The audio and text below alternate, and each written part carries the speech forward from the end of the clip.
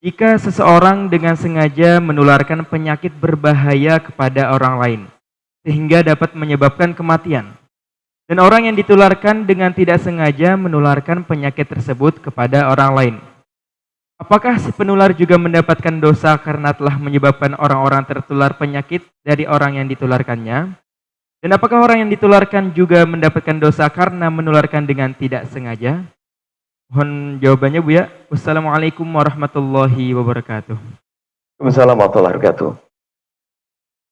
Pernah suatu ketika kami sampaikan, kami rindu bertemu dengan orang-orang yang kena AIDS. Harapan kami adalah memberikan pengarahan kepada mereka,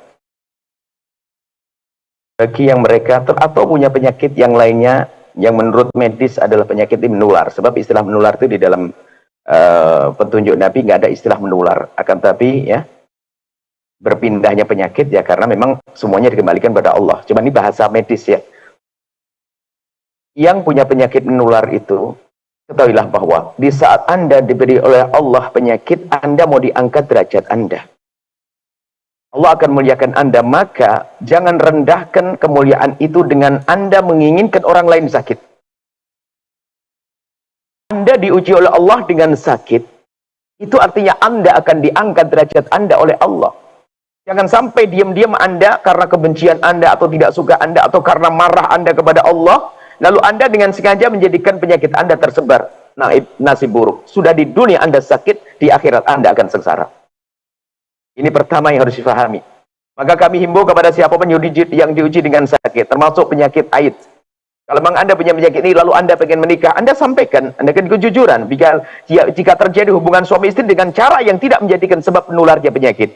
Apalagi naudzubillah jika dengan marahnya kepada Allah, lalu sengaja menzinai orang lain agar kena penyakit, subhanallah. Di dunia sudah sengsara dengan penyakit, di akhirat lebih sengsara lagi. Ingat, Anda yang diberi oleh Allah sakit, sesungguhnya Allah akan angkat derajat Anda. Terima, mohon ampun kepada Allah, minta diangkat derajat, selesai, Anda akan mulia. Akan tetapi, jika Anda diam-diam menularkan penyakit Anda, lihat, di dunia Anda sudah sengsara dengan penyakit, di akhirat Anda akan dapatkan siksa lebih pedih lagi. Kemudian, bagi siapapun yang punya penyakit, yang segera menular, maka kalau dia tidak menjadi sebab menular ke orang lain kok tertular juga tidak dosa. Cuman hendaknya memenuhi syarat dong. Misalnya kalau ada penyakit yang nular zaman ini, zaman sudah selesai. Kemarin kan zaman corona ya. Kalau Anda zaman corona dan sebagainya, ternyata Anda tidak pakai masker, Anda mengganggu orang lain. Menjadikan orang gelisah. Kalau memang Anda punya penyakit menular dan diketahui oleh orang, Anda harus tahu diri.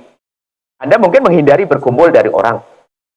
Tolong deh kalau bersin itu pakai ta'adab yang bersin di mukanya orang, bagaimana? Nah ini. Karena menjadikan orang was-was, khawatir juga dosa. Jadi tolonglah yang punya penyakit, hendaknya tahu diri. Penyakit. Jangankan kok penyakit. Termasuk yang punya aroma tidak baik pun hendaknya tahu diri. Untung kita mazhab Syafi'i, dalam mazhab Malik nggak boleh hadir ke masjid. Dalam perkumpulan karena punya aroma yang tidak baik. Yang mengganggu orang lain hendaknya dia tahu diri. Karena apa? Itulah yang diajarkan Nabi, kita harus mencintai orang lain seperti mencintai dirinya sendiri. Kita harus punya rasa. Maka biarpun Anda tidak ingin menularkan penyakit Anda, tapi Anda harus berusaha untuk menjauhkan penyakit Anda dari orang lain. Termasuk mohon maaf suami istri. Jangan atas dasar cinta dan sebagainya. Mohon maaf, ada mungkin sebagian penyakit yang bakal menular melalui mulut. Apakah flu dan sebagainya. Ya mungkin kalau berhubungan suami istri menghindari daripada ciuman. Mohon maaf. Kadang masalahnya nggak enak dipikir nanti dicium sama suaminya ditolak gara-gara nggak sayang. Oh enggak. Mungkin suamimu tidak menciummu karena suamimu ada flu di dalam dirinya. Itu adalah menjaga hal yang sah. Karena di balik istri ada bayi kecil. Ada seterusnya. Jadi tolonglah, malah masalah-masalah semacam ini, kita mendahulukan perasaan. Jangan sampai kita hanya egois, bahasa cinta dan sebagainya, suami istri. Biarpun suami istri kalau memang lagi, mohon maaf yaitu, ada penyakit yang kemarin ada satu orang wanita mengadu, dia tidak pernah melakukan apa-apa, tiba-tiba tercemar penyakit itu.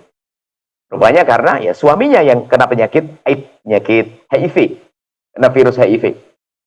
Jadi hendaknya menyadari kalau dia punya penyakit membahayakan atau menular, dia tahu diri agar tidak menular pada orang lain. Maka di saat Anda menjaga, Allah Maha tahu. Biarpun di dunia sakit, di akhirat Anda akan mulia. Kenapa? Anda punya cinta kepada saudara Anda. Itu saja.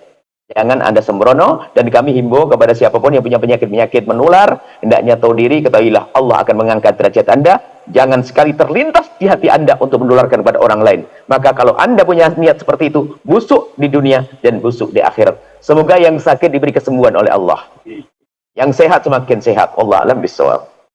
Setelah Anda menyaksikan video ini, jangan lupa berselawat kepada baginda Nabi Muhammad sallallahu alaihi wa alihi wa sahbihi wasallam.